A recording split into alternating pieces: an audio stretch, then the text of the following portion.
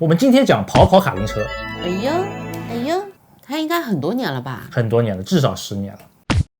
在我大一的时候，这个游戏突然开始在网吧当中盛行起来。一开始大家只是在玩其他游戏，但是有一天开始，网吧越来越多人都在那边开车。大陆这块是世纪天蛇，对，台服是很久以后才出现的，大概过了2-3年好像。所以是大陆先有啊，台湾才有。不，韩国先有。也不知道是什么原因，可能是网吧有传染性当一个人上了个洗手间回来了以后，路过这什么游戏他就会在后面看一眼，这游戏还可以啊。关键是画面很可爱，画面可爱，所以它男生女生通吃。对，而且因为也不需要按几个按钮。对，前期至少你要把车开起来。但我们可能有些同学也是知道，更早之前有流行过泡泡糖。泡泡糖里面的角色就是跑跑卡丁车里面那些角色对，所以那些角色是照搬过来的。它配置低要求没有很高。原来它要求不高。早期没有炫光的时候，这配置可低了。我记得跑着跑着会卡的，有时候我跑着跑着这个画面就卡住了。对，那个是你卡那也有可能你看到挂了。那我们再说起那个历史那当时大一时候突然有很多人开始玩，身边越来越多人玩，它就像一个流行病一样，就是本来不玩赛车类游戏的也来玩了，本来在玩那个 MMORPG 的也来玩了，本来在那边玩那个很精操作的类型游戏的也来玩了，本来在旁边看动画片的也来玩了，就是那么火的一个时代。跑跑卡丁车是一款非常正统的互联网游戏，你加入到8人房间里面去玩家至少要有2名，房主可以点开始，那你不点准备的他永远开始不了。对，所以房主有时候会把你踢了，所有人都在打准备，然后后来更加偷懒点 ZB。那我当初最讨厌的是什么呢？就是进了一个房间，城镇手指，大家可以看到这个上面这个地图就是城镇手指，它有一些进道过去的时候还会有人去堵它，这一堵那进道很窄，特别组队时候所有人都撞的。它那个赛道有一个钟楼的地方，那个钟楼它有2层楼的，然后有人堵在那个钟楼那边，你不得不从2侧绕过去，那会浪费非常多的时间。但是如果你硬要从那超，要不你卡，要不他卡，然后你们就会上2楼那早期玩家肯定是不知道按 R 键可以去重置自己的车辆的位置，不知道。对，它有重置点。后期这个按 R 键的功能也应用到了很多计时赛的那个破纪录当中比如说有一个叫这个冰山滑雪场的一个赛道，然后你进到过山车那个门的时候你会撞到那个车厢上，然后在那嘟嘟嘟嘟，就像车被重置一样，你会浪费1秒钟。但如果你在进去的一瞬间你按2，它马上就重置了你会比别人快1秒钟。懂这个意思。对，这个就是高级技巧。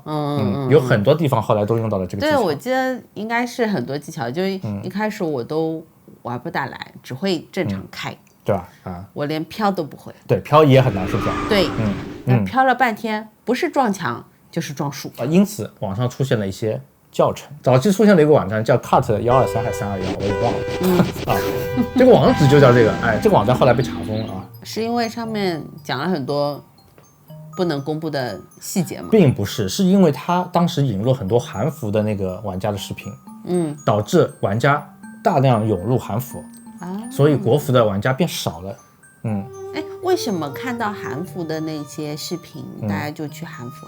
因为韩服的赛道更新的更多，它更新的早，韩服的车也比这边好开，关键是韩服没有魔改数据。最典型的就是那一次 S2 系列的车，大家千呼万唤这个车型终于降临到了国服，结果跑得很厉害的大牛他们发现他们跑不过韩服的那些视频，这个时候大家就开始质疑了，如果一个人不具统计学意义，那么多高手全都破不了韩服的记录是怎么回事？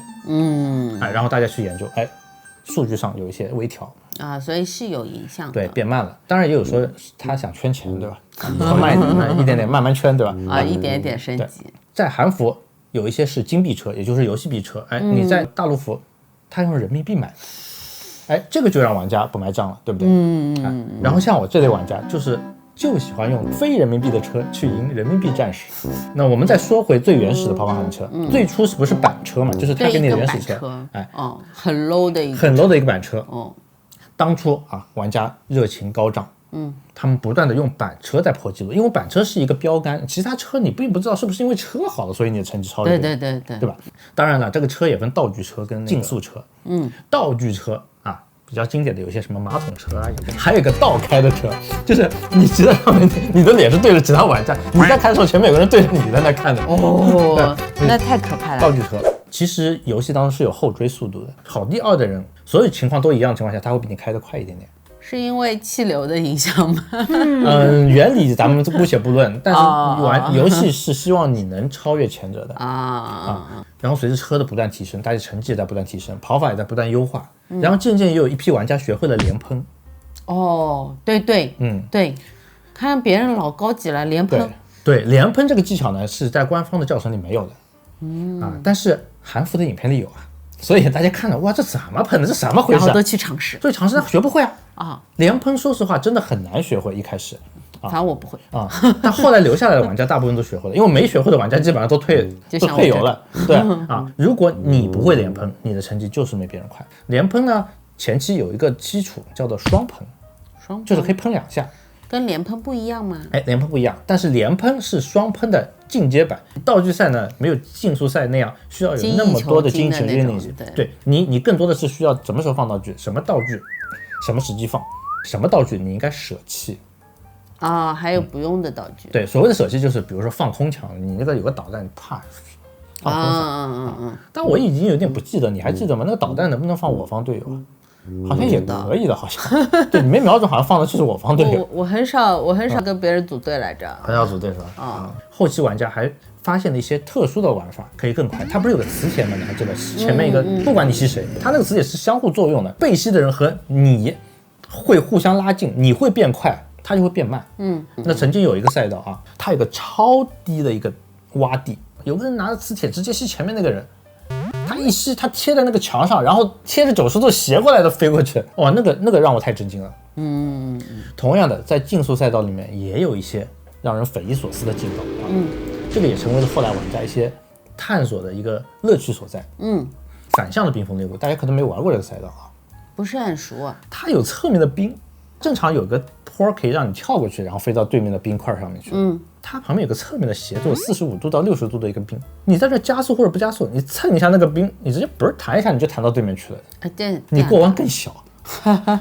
然后还有最经典的就是沙漠曲折，一开始大家就是一个90度的漂移，从高坡掉下来，然后直接踩着那个矿山的栈道过去。突然有玩家从侧面飞过去，直接在栈道的前方直接就着陆了。同样还有太空曲折路，居然有玩家直接在那加速过去的，然后强行用摆回车头方法把它摆回来。也就是说他完美的利用了加速的结束时间，冲进了那个弯，然后利用很高的技巧出了那个弯。但是我后来发现在联赛的时候没有人敢这样干。联赛是什么韩国有联赛，韩国就是职业的游戏玩家带自己的团队去参赛。虽然这个技巧好像很快或者怎么样，但是因为出错率太高了，是吗？对，出错率太高了。跑韩车不断的发展进步终于推出了 PT-SRT， 好像叫。这个车型的特点在于它比一般的加速氮气时间要长，但是它每次漂移的时候攒的氮气会少。可以看到在韩服时代有很多赛道被破了记录，但是到了国服以后，它没多少时间，国服也进化到 SR 时代。因为当时呢玩家流失很厉害所以他就不断想要出新的车，然后想要留住你这些玩家。后来终于有一个时代说台服、韩服、国服、国际服历史上首次同步吗？同步更新，更新了一个时代的一个新的主题篇章，然后也跟车型什么全都是同步的。那其实还挺难得的嘞，挺难得的。然后玩家发出了灵魂拷问车速同步吗？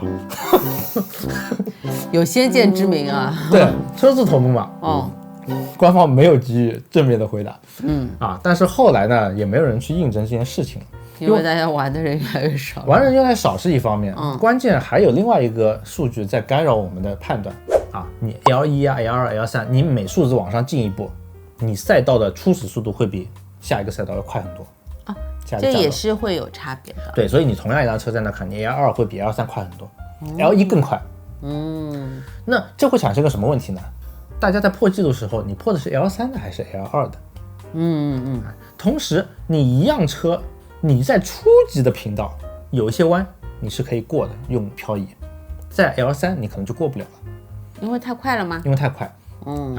那么这种情况下就会产生了很多只有用很快的车在初级的频道才能跑的跑法。L3的驾照你拿到以后呢，其实大部分赛道都能跑的，包括太空挖岩跑道，很多人是为了这个赛道去那个。所以有些赛道我没有见过，是因为我没有去考试，是不哎，是？有这个可能性。那当时我甚至为了这个赛道，因为国服迟迟不出啊，国服你 L3驾照考出来的，但是赛道在国服没有推出啊，没办法去韩服玩，然后我开始研究韩服啊，前期韩服都可以随便上的，后期你需要 VPN 才能上。前期它不限制，前期不限制，因为后期太多的大陆玩家涌入。你可以去注册商业 VPN，它给你1天的试用期。然后我那时候就开着自己家的电脑，每天晚上它4点钟去那个网站4点钟它开放注册，自动去注册，不停的注册，这样才能增加注册到的几率。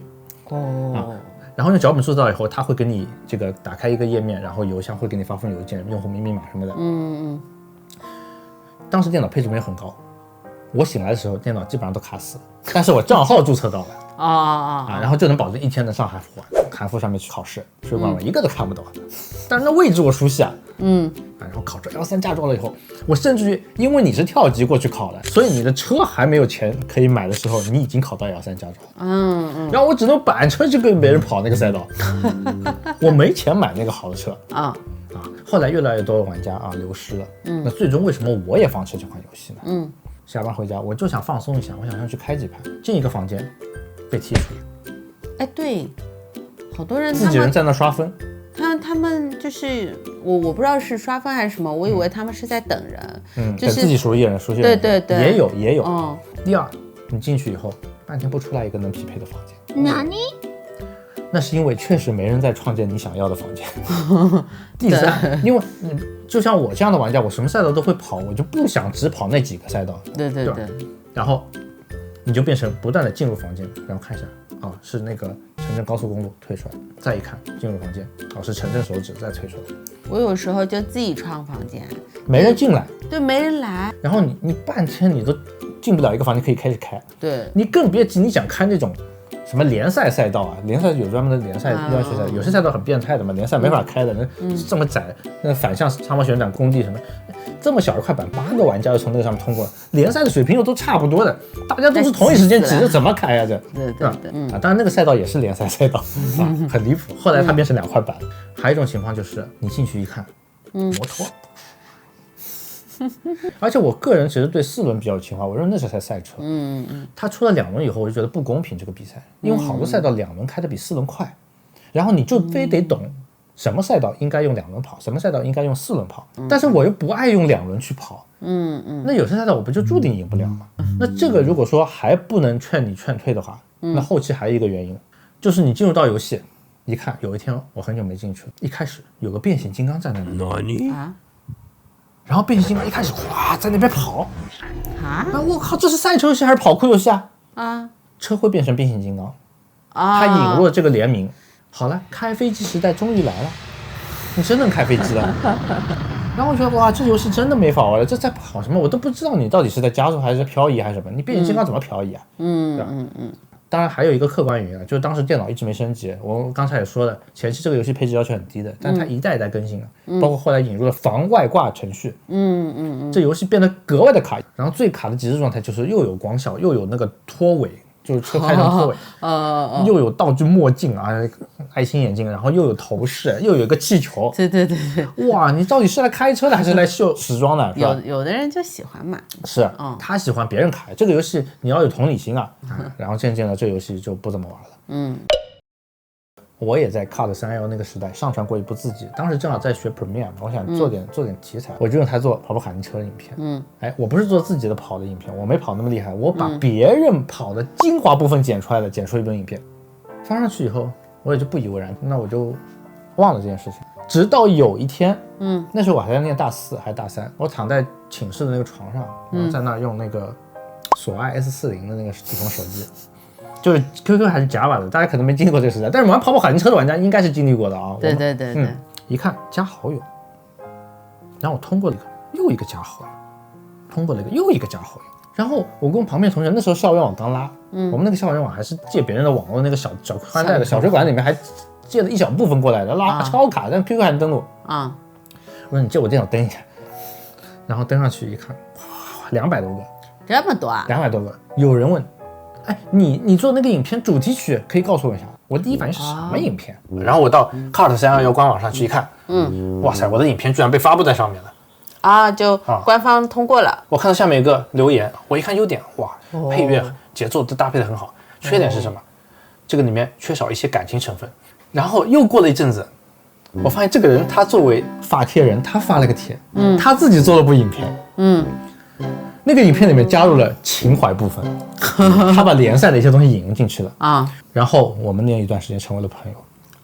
两个人志同道合，联络上了。对，因为你要遇到一个跑得好的玩家，那遍地都是。你要遇到对影片的理解，对跑的热情、情怀都相似的，很难。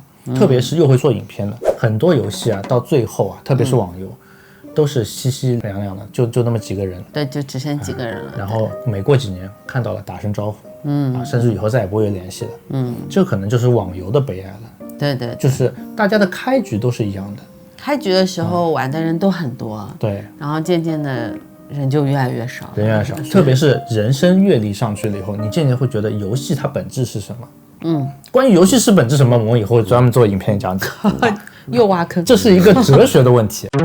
好，那这个就是我们今天分享的所有内容啊。如果大家有任何疑问的话，也欢迎在底下留言。好的，我是老田，我是猫猫，我们下期再见，拜拜。拜拜。